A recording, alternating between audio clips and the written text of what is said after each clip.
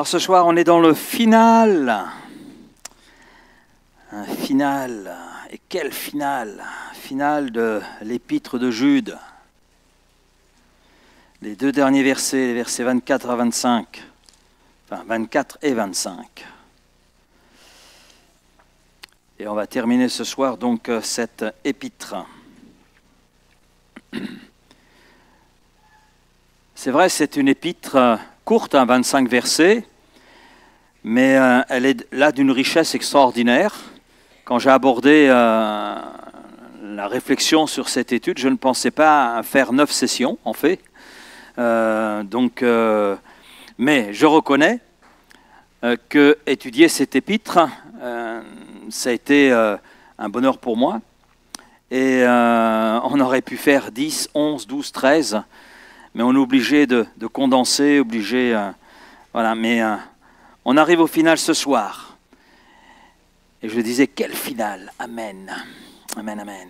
Parce qu'après avoir exhorté, averti, encouragé l'Église à tenir ferme devant les faux enseignants avec leurs enseignements opposés ou contraires ou tordant le sens des Écritures, et puis aussi par rapport aux difficultés que rencontrait l'Église à ce moment-là, eh bien Jude termine avec une magnifique déclaration de confiance en la fidélité de Dieu. On sent dans les deux derniers versets que c'est comme si la pression dans le cœur de Jude, eh bien, redescendait. Voilà, Seigneur, j'ai exprimé tout ce que tu voulais que j'exprime pour ton Église, pour ton peuple, pour l'encourager, pour l'avertir, le tenir en éveil devant les événements qui déferlent. Et puis là, il termine avec une expression de confiance. On va lire ces deux versets, versets 24-25. « Or, à celui qui peut vous préserver de toute chute et vous faire paraître devant sa gloire, irrépréhensible et dans l'allégresse, Dieu seul, notre Sauveur par Jésus-Christ, notre Seigneur, soit gloire, soit majesté, soit force et puissance, dès avant tous les temps, maintenant et dans tous les siècles. Amen. » Waouh, c'est son final. Il finit en apothéose, en action de grâce devant Dieu. Donc ces deux derniers versets que nous venons de lire de cette lettre forment une bénédiction éclatante. C'est un chant de louange que Jude exprime, qui parle bien sûr de la souveraineté de Dieu. Dieu est souverain. Parle de sa puissance, parle de sa gloire. Il met en évidence ces trois aspects, la souveraineté de Dieu. Dieu est souverain, quelles que soient les situations que peut traverser l'Église, Dieu veille. Amen. Et ça, c'est précieux.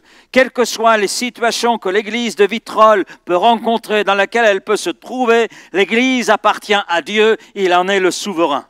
Alléluia. Mais ça veut dire aussi qu'il est souverain de nos vies.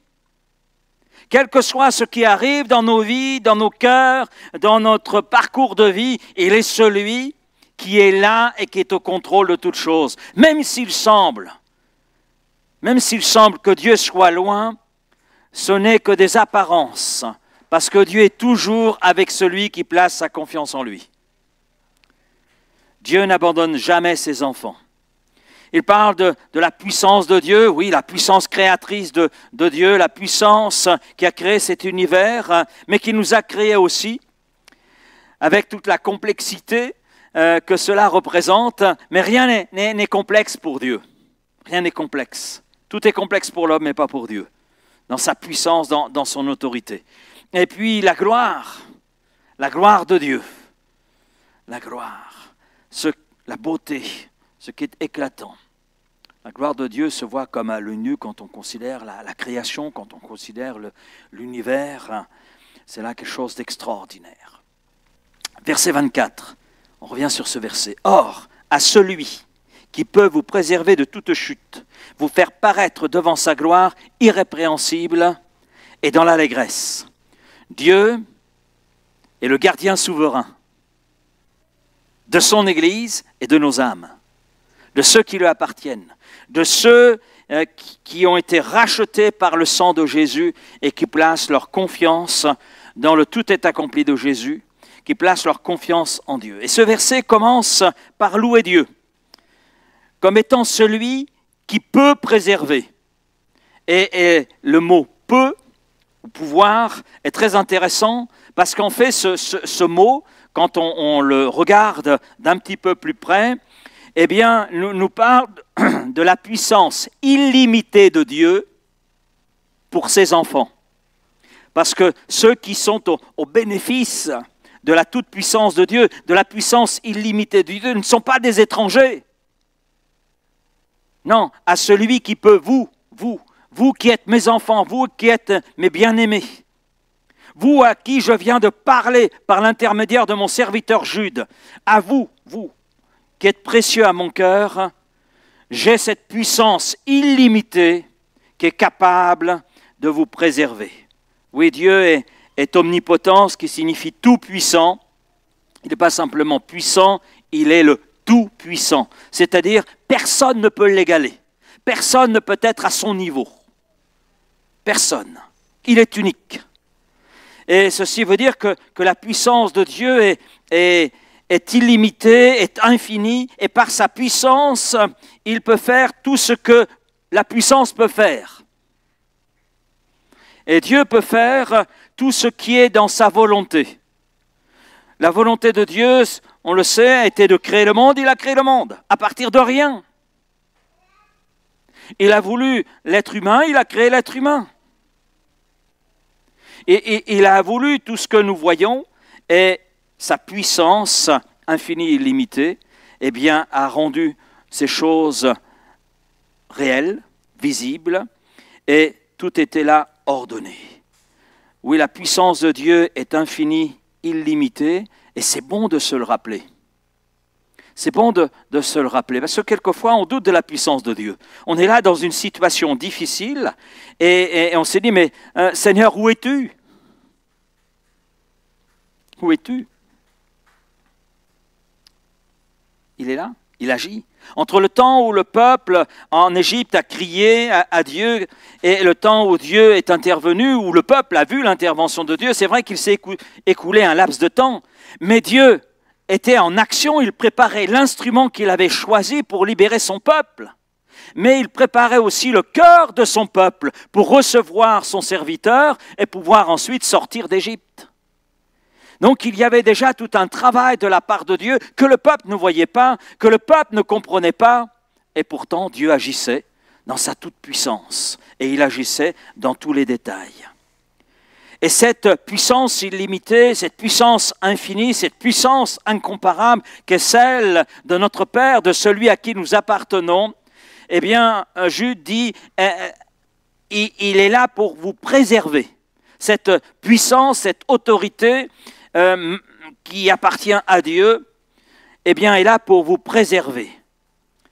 Et ce mot « préserver » signifie un garde-fou. Ça nous parle d'un garde-fou, vous savez, d'une protection. D'une protection, quand on regarde le contexte, contre la chute spirituelle.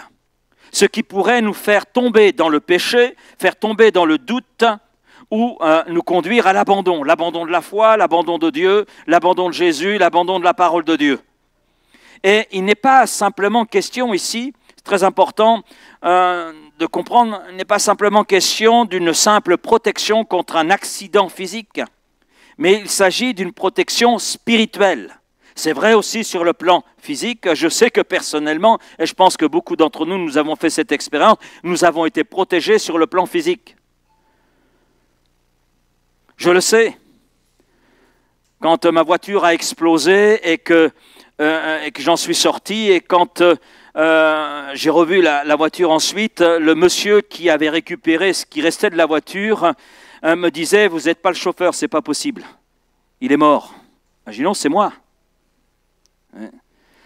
Et je lui ai expliqué, c'était l'occasion de lui parler, que Dieu avait accompli tout simplement un miracle dans ma vie, toutes les brûlures qui recouvraient mon visage, ma poitrine et mon dos, Dieu s'en était occupé, Dieu avait accompli un miracle. Mais pour cet homme, c'était impossible, parce qu'il voyait ce qui restait de la voiture. Combien de fois Dieu nous a protégés physiquement.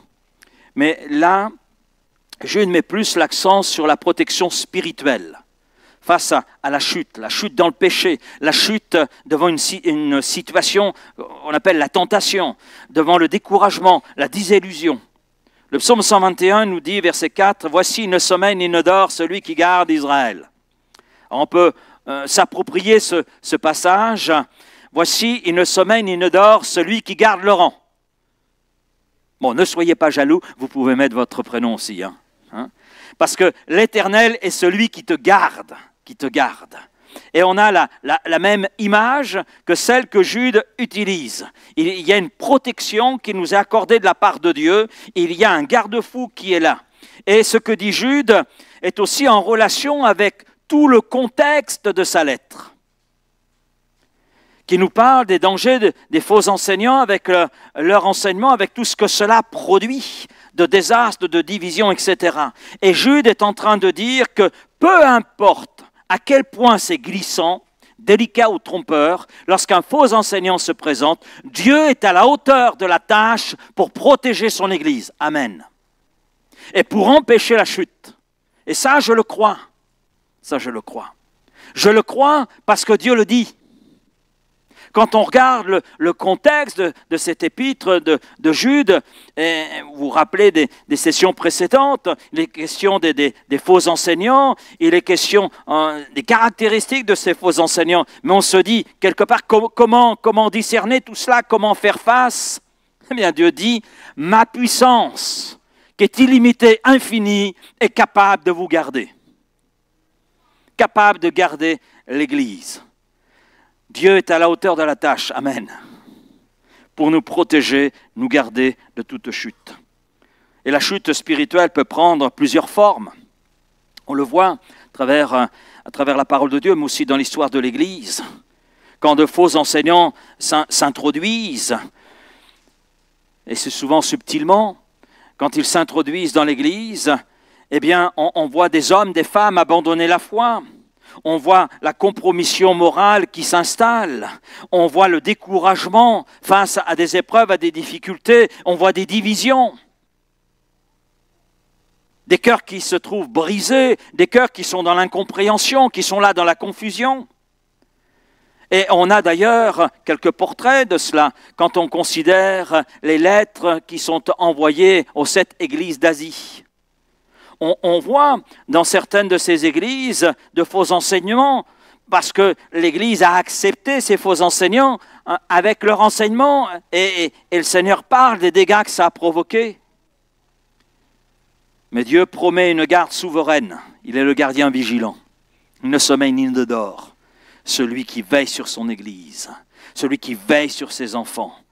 L'Éternel est celui qui garde l'Église, son peuple, ses enfants. Amen. Et si nous nous confions en lui avec foi, avec obéissance, eh bien sa protection est alors rendue concrète devant les dangers, devant les tentations qui n'ont d'autre but que de nous conduire à la chute, à l'éloignement de Dieu. Vous pouvez imaginer un alpiniste. J'ai eu l'occasion de faire un peu de grimpette sur des parois dans les Alpes. Et j'ai apprécié d'avoir le harnais, j'ai apprécié de voir les crochets pour mettre le mousqueton et de savoir que celui qui tenait la corde rattachée à mon harnais était quelqu'un d'expérimenté. Voilà, j'ai apprécié. Mais j'ai aussi imaginé, parce que j'ai vu, je l'ai vu, et je dis mais mince, il grimpe, il n'a pas de corde, il n'a pas de harnais, il n'a rien, aucune protection. Mais je dis, mais si le gars tombe, ben il se tue. Et malheureusement, il y en a. Et c'est vrai que sans la corde, sans le harnais de sécurité, il est facile de tomber. Eh bien, Dieu, dans notre vie, dans notre cheminement, est cette corde solide, cette corde invisible qui nous tient. Même quand nous ne ressentons rien. Combien de fois nous avons dit, et peut-être que quelqu'un le pense ce soir, je ne ressens pas la présence de Dieu. Mais en fait, la présence de Dieu, ce n'est pas un ressenti. Dieu est une personne. Une personne. Une personne parce qu'on a donné notre vie à Christ qui habite par son esprit en nous. Il est en nous. Il est en nous. Et le Saint-Esprit, qui au même titre que le Fils et que le Père est Dieu, étant en nous, il est appelé le consolateur, c'est-à-dire celui qui chemine à côté d'eux pour soutenir, pour guider, pour conduire. Et là, il n'est pas question de ressenti, il est question de confiance. De confiance. Quand vous montez dans un ascenseur, ça vous arrive de monter dans un ascenseur? Oui. Est-ce que vous ouvrez la trappe pour savoir si tout le mécanisme de l'ascenseur est bien huilé, bien graissé? Est-ce que c'est bien... Est-ce que vous vérifiez?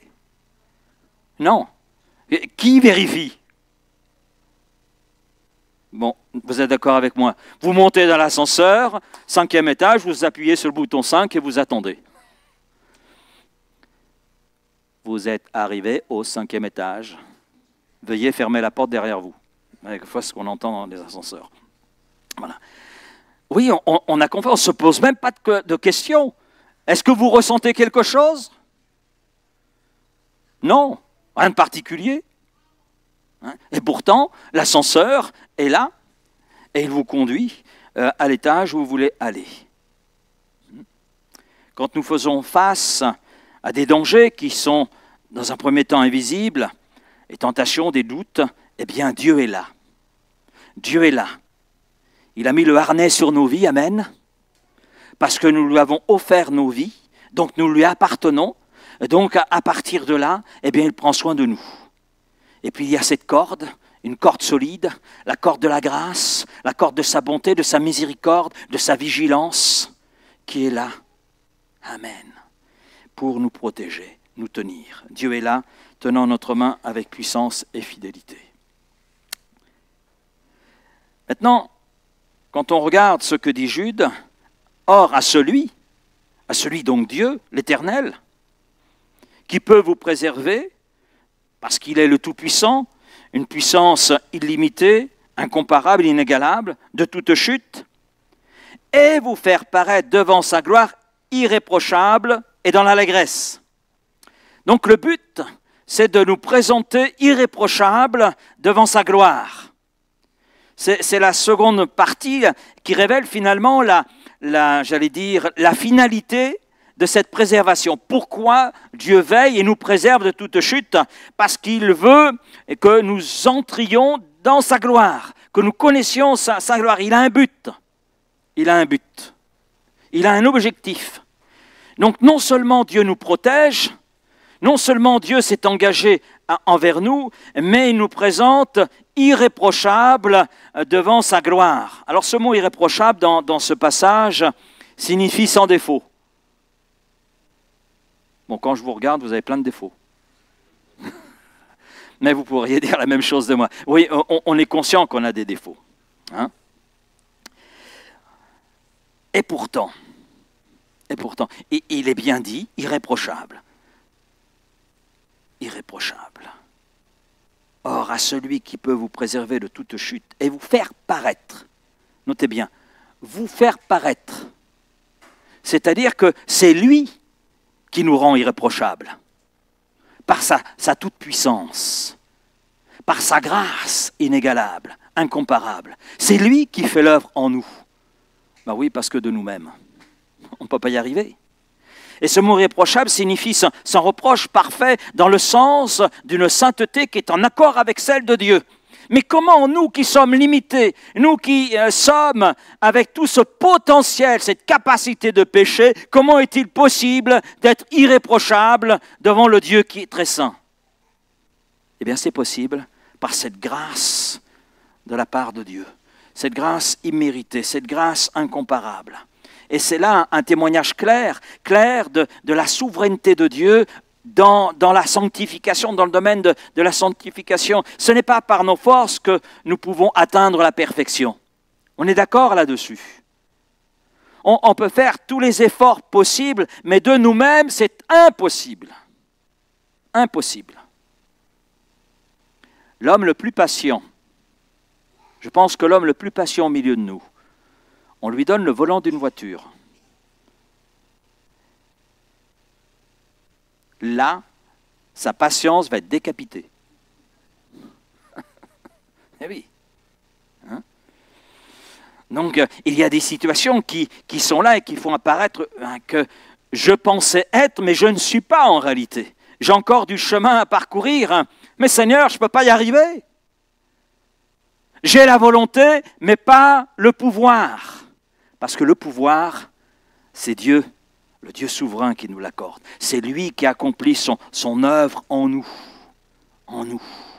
C'est lui qui agit en nous. C'est lui qui nous rend semblables à son Fils Jésus. C'est lui qui nous conduit dans la sainteté, vers cette ressemblance avec Christ, à devenir saints et à pouvoir ainsi entrer dans la gloire. Et la perspective est une perspective joyeuse.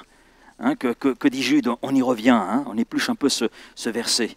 Donc, pour vous faire paraître devant sa gloire, irréprochable, donc conforme à Christ, et Paul seul l'avait très bien compris, celui qui a commencé une œuvre en vous va la poursuivre, il va l'achever, l'amener là où il veut la conduire à la perfection.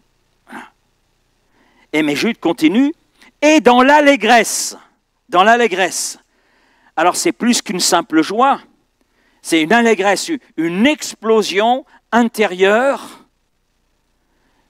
qui ressort hein, par les gestes, par la parole, par la pensée, une allégresse, une explosion en nous vers le Dieu Tout-Puissant. Donc non seulement nous sommes préservés, non seulement Dieu poursuit son œuvre en nous dans sa grâce pour nous rendre irréprochables, mais il nous conduit aussi dans cette joie qui lui appartient, qui le caractérise, une joie qui va plus loin, et j'aime bien le terme allégresse parce que ça va plus loin que la simple joie d'avoir mangé un bon gâteau qui était bien fait. Ça va plus loin. C'est plus profond. C'est pas ici, dans l'expression utilisée par Jude, simplement une émotion qui serait la passagère ou suscitée par des artifices, mais c'est en fait la joie de cette plénitude de Dieu, fruit de cette victoire sur le péché et sur la mort. C'est ça en fait. Il est question d'exulter, d'être plein d'allégresse. Lorsque tu es tenté ou découragé, rappelle-toi que Dieu te garde activement. Amen. Et ce n'est pas une protection passive, c'est une protection active. Et Dieu a le pouvoir de nous protéger parce qu'il est le Tout-Puissant, parce qu'il est le Souverain. Et ce qui veut dire aussi que nous pouvons remettre nos faiblesses à Dieu, parce qu'il est celui qui veut nous fortifier, accomplir ce que nous ne pouvons pas accomplir. Seigneur, je veux être à ta ressemblance, mais je ne peux pas par mes propres moyens. Eh bien, le Seigneur est celui qui vient à notre secours et nous permet, dans sa puissance et dans sa grâce, d'entrer sur ce chemin de la sanctification et de nous fortifier sur ce chemin. Seigneur, dans le travail qu'il fait en nous, vise sa gloire, à ce qu'il soit glorifié. Et cela, je crois, doit nous motiver à persévérer. Après avoir vu combien Dieu est puissant pour nous garder, eh bien, Jude nous conduit plus loin. Il nous amène à faire un pas de plus, un pas de plus. Il nous invite maintenant à contempler la gloire éternelle de Dieu. C'est la raison ultime, quelque part, de notre espérance. Et on arrive donc au verset 25. Dieu seul, notre Sauveur, par Jésus-Christ notre Seigneur, soit gloire, majesté, force et puissance, dès avant tous les temps et maintenant et dans tous les siècles. Amen. Là, on va plus loin. Jude nous conduit plus loin, quelque part dans la révélation de Dieu et dans cette conclusion de sa lettre. Dieu seul est Sauveur et Seigneur. Et Jude insiste. Il insiste, Dieu seul, notre Sauveur, par Jésus-Christ, notre Seigneur. Et il souligne finalement la singularité du salut, cette exclusivité du salut, qui ne se trouve qu'en Dieu, nulle part ailleurs, et qui est le résultat non pas des efforts humains, mais de Dieu seul. Et Jude, sous l'inspiration du Saint-Esprit, l'écrit « Dieu seul ». Dieu seul. Dieu seul, notre sauveur. Il n'y a pas d'autre sauveur. Donc on voit cette exclusivité qui affirme que le salut ne vient pas de l'homme, ni d'une quelconque religion humaine. Ce n'est pas parce que je suis catholique que je suis sauvé. Ce n'est pas parce que je suis protestant que je suis sauvé. Ce n'est pas parce que je suis évangélique que je suis sauvé. Ce n'est pas l'étiquette qui sauve. Ce n'est pas l'appartenance à une dénomination, si bonne soit-elle à nos yeux, qui sauve. Non! C'est Dieu seul qui est notre sauveur. Le salut est uniquement l'œuvre de Dieu. Et cela à travers l'œuvre de Jésus-Christ, à travers l'œuvre de la croix, à travers l'œuvre de la résurrection. Seul Dieu est l'auteur du salut. C'est l'œuvre de Dieu. Et il n'y a rien à y ajouter. C'est un salut parfait, un salut complet. Et d'ailleurs, je dirais malheur à celui ou à ceux qui ajoutent quelque chose à ce salut ou qui en retranchent quelque chose. Parce que vouloir ajouter les œuvres à ce que Christ a fait, c'est estimer que le salut de Christ n'est pas suffisant. Donc ça veut dire qu'on a un petit Dieu, que sa puissance alors est limitée. Non, je dis, sa puissance est illimitée, inégalable, infinie. Il a choisi de sauver les hommes qui se sont embourbés dans le péché, mais qui étaient incapables de sortir de cette boue et de se nettoyer. Et c'est lui qui a pris l'initiative, à travers son Fils Jésus. Et c'est un salut parfait, complet. Et cela nous rappelle de ne jamais nous glorifier nous-mêmes, ni mettre notre confiance dans nos œuvres, mais uniquement dans la grâce de Dieu.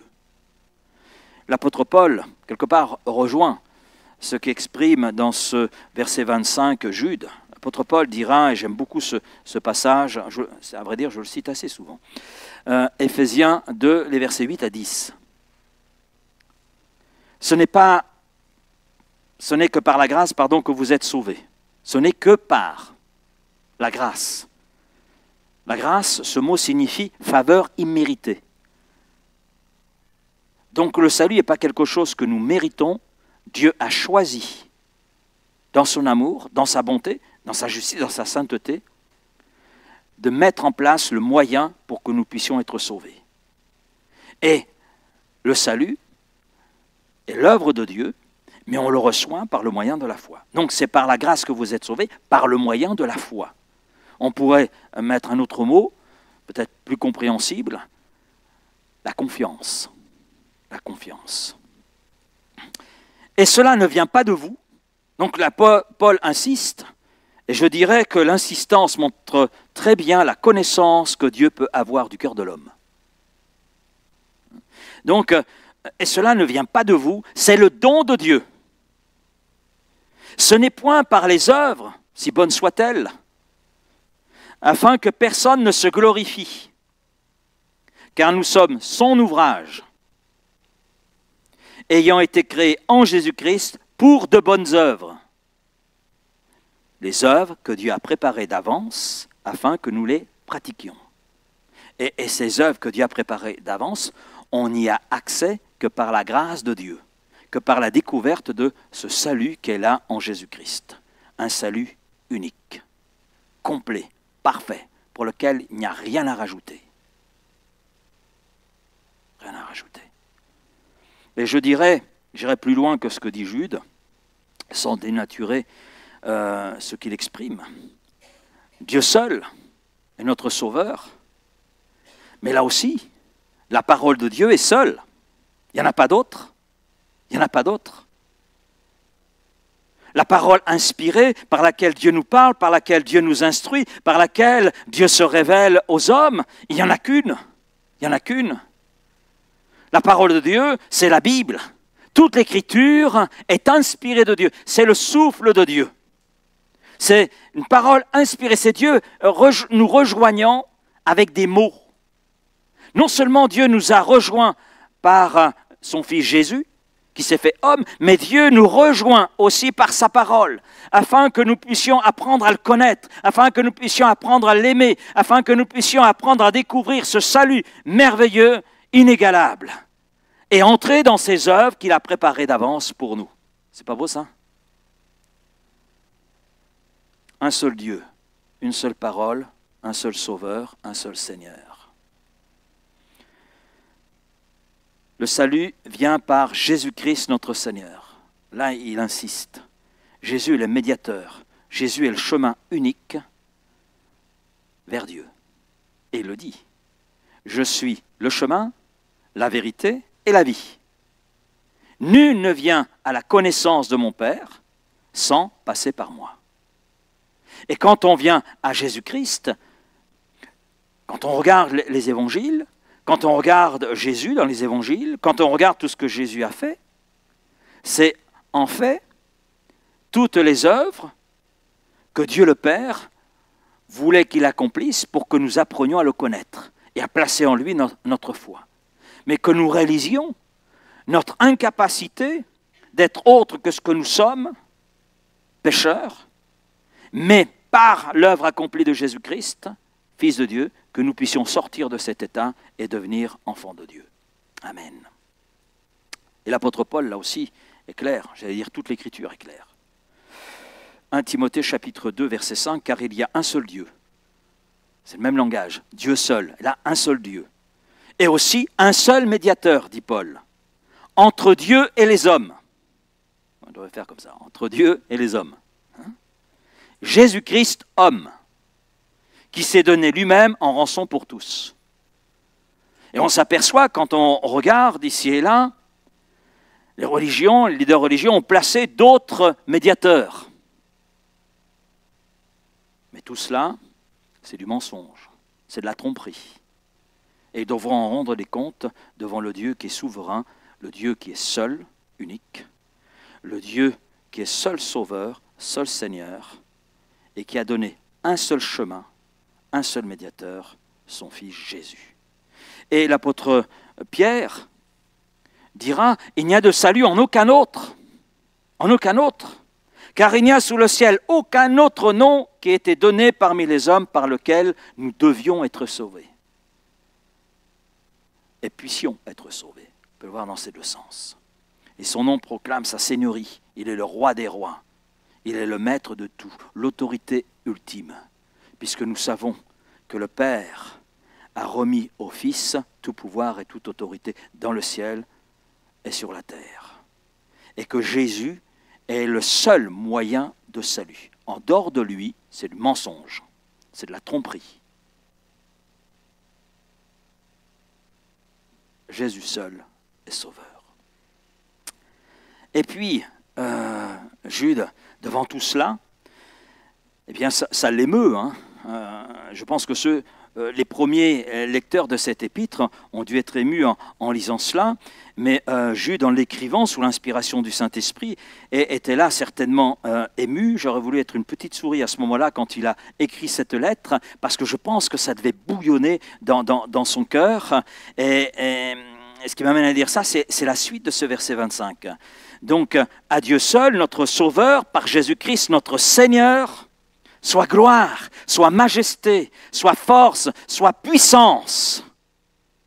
Donc il est là dans un temps de louange, il éclate dans la louange. Et c'est vrai que Dieu veut faire de nous un peuple d'adorateurs en esprit et en vérité. La louange, l'adoration dans l'Écriture, de la Genèse à l'Apocalypse, tient une place importante. Et nous savons que dans la gloire, quand on lit le dernier livre de la Bible, qui est l'Apocalypse, qui nous présente ce qui se passe dans la gloire, on a des éléments, eh bien, on voit quoi? On voit la gloire, on voit la majesté, on voit la puissance, on voit l'autorité, on voit la majesté, des choses extraordinaires, et on voit la louange, l'adoration. Et il n'y a plus d'obstacles, de limites. C'est quelque chose là d'extraordinaire. Et bien déjà, Jude, en terminant sa lettre, il goûte déjà tout cela. Il a un avant-goût de ce qui l'attendait dans la gloire et de ce qui nous attend aussi avec lui. Il énumère 4 éléments. gloire, majesté, force et puissance. Quand on regarde ces 4 éléments, c'est les attributs, c'est-à-dire des caractéristiques du caractère de la nature même de Dieu. La gloire, la splendeur éclatante, la manifestation visible de la sainteté de Dieu. Nul homme ne pourrait tenir devant la gloire manifestée de Dieu. Mais un jour, nous serons baignés de cette gloire.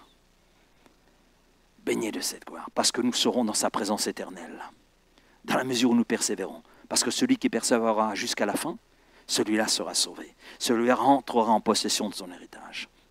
Majesté, la grandeur royale, la dignité absolue.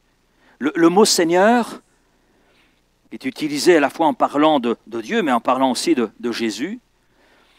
Ce mot Seigneur vient d'une expression, d'un mot grec qui signifie autorité absolue, autorité suprême, kurios.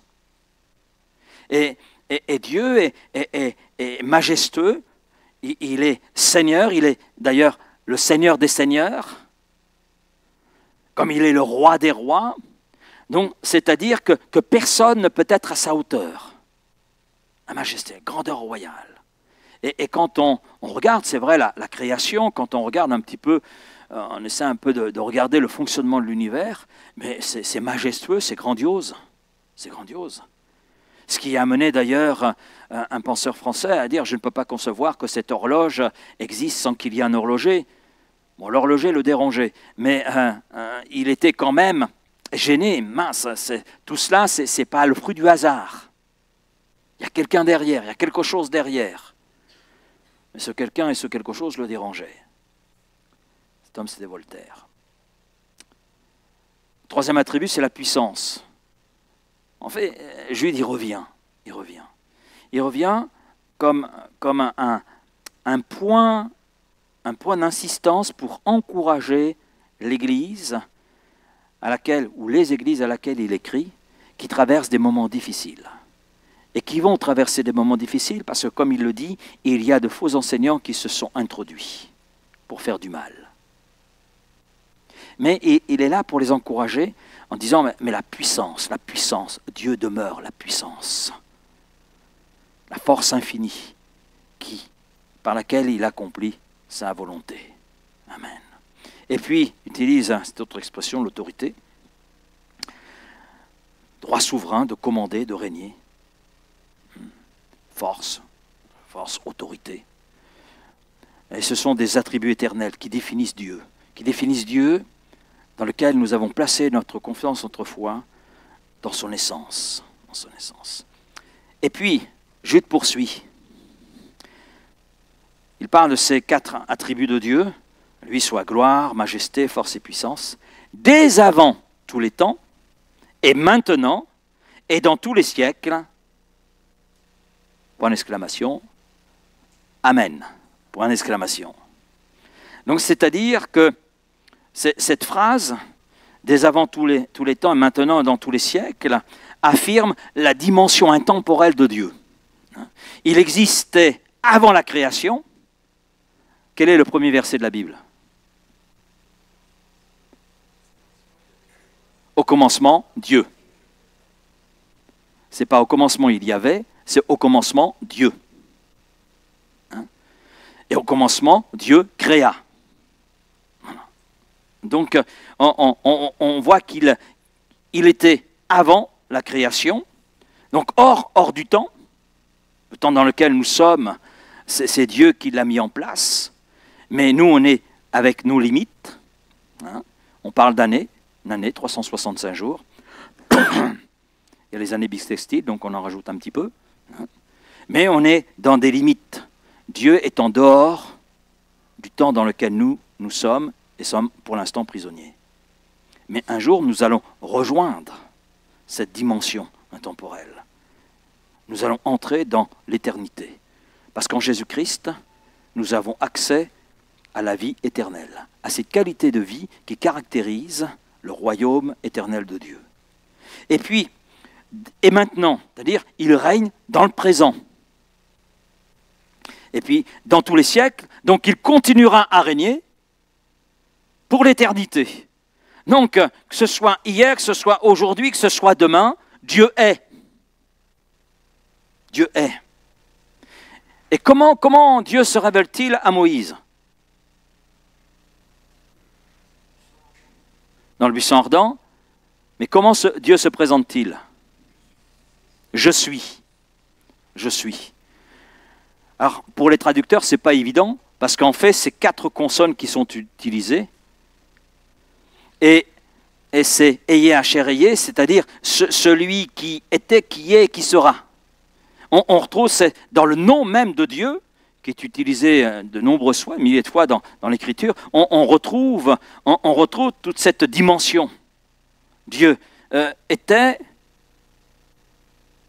il est, il sera, il est, en fait.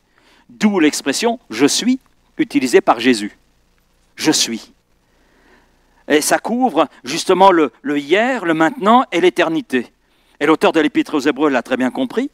Jésus-Christ est le même, hier, aujourd'hui et éternellement.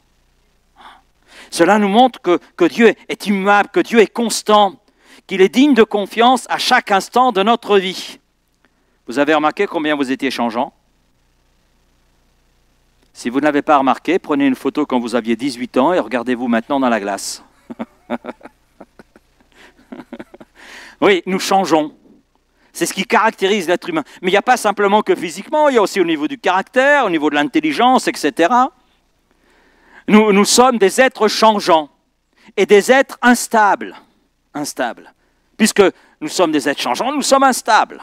C'est ce qui caractérise l'être humain. D'ailleurs, l'instabilité, on la voit, pas simplement dans notre pays, mais dans le monde. Elle est encore plus grande aujourd'hui. Plus grande aujourd'hui parce qu'on écarte Dieu de plus en plus.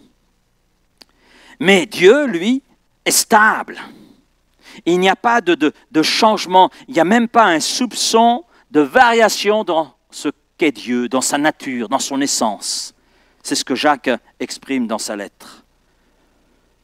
La gloire, la puissance de Dieu sont comme cette lumière éternelle, toujours présente, même dans les nuits les plus sombres de nos vies. Amen. Et après avoir contemplé cette grandeur divine, je crois que Jude veut nous conduire plus loin. Je crois qu'il veut nous inviter à répondre dans la louange et dans la confiance à tout ce qu'il peut là exprimer concernant Dieu, concernant la grandeur de Dieu, concernant les attributs de Dieu. Vous allez me dire, mais où est-ce que vous voyez ça, pasteur? C'est pas écrit. Ben, il y a ce petit mot final, qu'on utilise d'ailleurs souvent, mais dont on perd le sens. Amen. Amen. Ainsi soit-il. Qu'ainsi cela s'accomplisse, qu'ainsi cela soit fait. Et ce texte, cet épître, se termine justement par ce Amen. Et le Amen, cela se traduit un acte de foi, cela traduit un acte de soumission, cela traduit une louange. Dans ce petit mot, il y a tout ça qui est inclus. Jude conclut en disant Amen, en disant je suis d'accord avec tout cela. Je suis d'accord, je rentre dans cette foi, dans ce Dieu Tout-Puissant, je rentre dans cette soumission et dans cette louange par rapport à tout ce que je viens de découvrir de ce Dieu Tout-Puissant. Et c'est vrai que nous sommes, nous aussi, invités à adresser notre louange à Dieu pour sa fidélité. Amen. Pour sa puissance, pour son amour, pour sa protection au quotidien. Il ne sommeille ni ne dort celui qui veille sur toi. Il est celui qui te garde. Depuis, avant même notre naissance, notre Créateur nous connaissait et nous étions gardés par lui. Jusqu'au dernier jour. Parce que c'est lui qui met un terme. C'est lui qui met un terme. C'est lui qui est la vie. Et l'adoration, c'est un acte, je crois, vital. Ce n'est pas un acte accessoire. Quelquefois, on en fait un accessoire. Non, non, c'est un acte vital. L'adoration, comme ce Amen que cite Jude, qui apparaît aussi dans d'autres lettres, c'est en fait se recentrer sur qui est Dieu. se recentrer sur ce que Dieu a accompli à travers son Fils Jésus-Christ. C'est se recentrer sur la vérité divine. C'est cela en fait l'adoration. Et quand on se recentre sur la personne de Dieu, sur les attributs de Dieu, sur toute la vérité, sur Christ, sur son œuvre, il y a des choses alors qui au fond de nous, de notre être, changent. Des choses qui vibrent aussi. Et vous connaissez ce texte. C'est Jésus d'ailleurs qui est là dans cet entretien avec la Samaritaine. Et il dit, mais l'heure vient. Mais l'heure vient. Et elle est déjà venue. Où les vrais adorateurs. Ça veut dire qu'il y a de faux adorateurs, il y a de mauvais adorateurs. Mais les vrais adorateurs adoreront le Père en esprit et en vérité. Car ce sont là les adorateurs que le Père demande. Pourquoi? Parce que Dieu est esprit. Et il faut que ceux qui l'adorent en esprit et en vérité. L'adorer en esprit, c'est-à-dire en se recentrant sur qui est Dieu, en prenant conscience de qui il est. Et je crois que chacun d'entre nous, nous avons encore besoin de prendre conscience qui est Dieu. Besoin de nous rappeler qui il est. Besoin de plonger encore nos regards sur ces textes qui nous parlent de la nature de Dieu, qui nous parlent de la puissance de Dieu, de la souveraineté de Dieu, qui nous parlent de l'œuvre de Dieu. Et quand on se recentre sur ces choses, il y a forcément dans notre cœur « Amen ». Amen. Cet acte de confiance, cet acte de louange, d'adoration et de soumission. Voilà où nous conduit finalement la révélation de Dieu. Et puis, le Amen ici, ce n'est pas simplement un acte d'adoration, de soumission, ça va plus loin. Dans le Amen, il y a la foi. Qu'ainsi cela se fasse, qu'ainsi cela s'accomplisse. Mais où ça? Dans nos vies, dans nos vies, dans nos vies.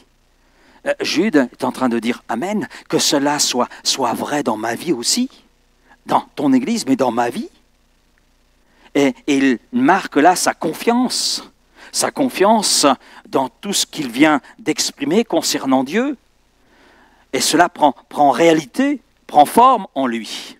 Et cela le conduit à une confiance. Et s'il termine ainsi sa lettre, c'est pour conduire ses lecteurs à entrer dans cette confiance alors qu'ils traversent des moments difficiles, alors qu'ils sont là confrontés à de faux enseignants et ils ne savent pas comment s'y prendre parce qu'il y a toute une subtilité qui est là et qui les malmène. Et Jude est là disant « Dites Amen avec moi !» Dites Amen, parce qu'ils vont le lire, comme nous le lisons ce soir. Et ils sont allés jusqu'au bout de la lettre. Donc avec ce Amen, donc avec cet acte de confiance, alors qu'ils traversent des moments difficiles. Et c'est vrai que connaître, se rappeler que Dieu est fidèle, que Dieu est puissant, que sa puissance est illimitée, qu'il est le seul Dieu, qu'il est l'unique, qu'il n'y a pas de salut possible en dehors de ce qu'il a accompli à travers son Fils unique Jésus, eh bien tout cela nous permet de faire face aux épreuves sans les craindre. Amen. La confiance en Dieu transforme ainsi notre regard sur les épreuves, sur la souffrance que peut occasionner les épreuves. Ça devient alors quelque chose de passager, comme dit l'apôtre Paul, parce que notre regard va au-delà des évidences, notre regard est sur celui qui détient la toute-puissance et qui a pour but de nous rendre irréprochables afin que dans l'allégresse nous entrions dans la gloire. Et l'apôtre Paul l'avait très bien compris, comme Jude l'avait compris, puisque l'apôtre Paul dira, écoutez, les choses du temps présent ne sont rien, même nos épreuves, nos difficultés, tout ça, ce n'est rien comparé à la gloire qui nous attend. Et Paul était dans la même compréhension que Jude. Notre foi s'enracine dans la vérité. Dieu, seul, sa parole unique, et Jésus, son Fils unique, qui est l'unique médiateur entre Dieu et les hommes. Et notre foi s'enracinant dans cette dimension-là, eh bien, à partir de là, nous permet d'affronter les épreuves que nous rencontrons. À l'exemple d'un athlète qui s'est entraîné, et nous-mêmes, nous entraînons notre foi. La foi, vous savez ce que c'est la foi? C'est un muscle. C'est un muscle, la foi. Un muscle spirituel. Hein? Mais la foi, ça s'entretient. La foi, ça se cultive. Au contact de Dieu, le Père, au contact de la parole de Dieu, de ce qu'il nous a laissé, au contact des frères et sœurs, également de l'Église, puisque l'Église est l'appui, pilier pour la vérité. La parole de Dieu, c'est là qu'elle doit être enseignée. Donc notre foi s'entretient, et à partir de là, eh bien, nous sommes comme l'athlète, capable de courir, malgré les difficultés, malgré les épreuves, parce qu'on sait en qui nous croyons. Savons où est placée notre confiance. Et puis, il y a la ligne d'arrivée qui est là. Vous la voyez, la ligne d'arrivée? Non? Oh, vous ne la voyez pas? Alors, si vous ne la voyez pas, c'est normal. Comme dirait l'apôtre Paul, pour voir la ligne d'arrivée, j'ai commencé à abandonner tout ce qui retenait ma course. Tout ce qui embarrassait ma vue, tout ce qui embarrassait, faisant que mon regard était toujours porté sur le sol, sur les choses de ce monde. Et donc je me suis débarrassé de tout cela, hein, oubliant ce qui est en arrière. Voilà. Donc les épreuves, les difficultés passées, toutes ces choses-là, voilà. Oubliant tout cela parce que je les ai remis à Christ, qui dit « Venez à moi, vous tous qui êtes fatigués et chargés, je vous donnerai du repos ». Voilà. Donc à partir de là, l'apôtre Paul est tout léger et son regard peut s'élever parce qu'il n'y a plus de poids sur sa vie et il voit quoi? Ben, il voit la ligne d'arrivée. Il voit Christ. Amen. Amen. Et Jude est dans cette dimension-là. Alors, on va conclure. Jude nous laisse finalement un puissant message d'espérance. C'est vrai, excusez-moi pour l'expression que je vais utiliser, il a été un peu rentre-dedans quand on lit sa lettre. Hein? Il n'y est pas allé de main morte. Voilà, donc, mais je pense que l'objectif de Dieu à travers Jude était de quelque part d'éveiller l'Église à ce moment-là, et puis, eh bien, à travers tout ce qu'il exprime, il amène l'Église à comprendre que finalement c'est un message d'espérance, un message d'amour. Et Jude conclut en disant, bien, Dieu est celui qui te garde avec puissance. Il est celui qui t'appelle à vivre dans la sainteté. Il est celui qui t'appelle à vivre dans la victoire de la joie, ou dans la joie de la victoire. Ça va dans les deux sens. Il est le seul sauveur. Il est le souverain et éternel.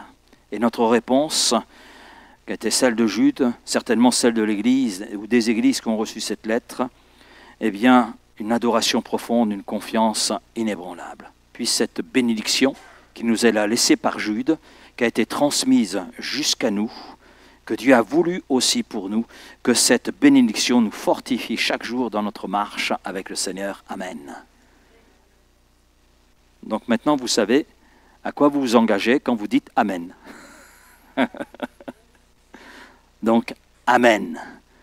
Amen, Seigneur, pour ta parole. Amen pour cette lettre, cet épître, et ce que nous avons pu découvrir. Seigneur, merci pour ta parole. Merci pour ce qu'elle nous enseigne. Merci pour ce qu'elle veut aussi produire en nous. Parce que c'est une parole vivante, une parole agissante. Et Seigneur, nous savons que par elle, tu poursuis un but dans nos vies. Et nous savons quel but, c'est de nous rendre semblables à la stature de Jésus-Christ. Et nous savons, Seigneur, que c'est ton projet et que tu as la puissance, que tu as la force, que tu as l'autorité pour nous conduire jusque-là. Nous n'avons pas tout cela. C'est pour cela, Seigneur, que nous voulons apprendre à nous en remettre à toi. Oui, Seigneur, ne pas chercher à vouloir, Seigneur, faire des efforts ou changer quoi que ce soit de nos vies, mais à placer notre confiance en toi, réalisant nos faiblesses, réalisant nos manquements et te disant, Seigneur, fais ton œuvre dans ma vie. Change-moi comme nous l'avons chanté ce soir, hein, Seigneur, chant approprié, amen. Alors Seigneur, merci, parce que tu veux produire bien des changements dans notre cœur, dans notre vie, peut-être dans nos pensées, dans nos conceptions. Oui Seigneur, ce que nous voulons par-dessus tout, c'est que ton œuvre soit accomplie et que nous avancions toujours plus à la ressemblance de Jésus-Christ et que le moment venu, nous puissions entrer dans cette gloire éternelle, oui, au contact de ta majesté, Seigneur, te découvrir tel que tu es, oui Seigneur, et pouvoir ainsi sortir de toutes les limitations qui sont les nôtres, Seigneur, à tous les niveaux. Et nous te remercions donc pour l'espérance qui est la nôtre, cette espérance qui remplit nos cœurs, Seigneur, et la joie, l'allégresse qui peut déjà être la nôtre aujourd'hui, déjà de te connaître, de marcher avec toi, de cheminer avec toi. C'est là quelque chose d'extraordinaire, mais c'est encore plus grand quand on considère ce qui nous attend, Seigneur, l'héritage dans la gloire, et puis la joie de participer aux noces de l'agneau. Amen. Oui, Seigneur, participer à ce moment extraordinaire qui nous attend, et Seigneur, de pouvoir contempler tous les bienfaits, Seigneur, qui sont là, contenus dans le royaume, ton royaume. Merci Père, dans le nom de Jésus. Amen. Amen.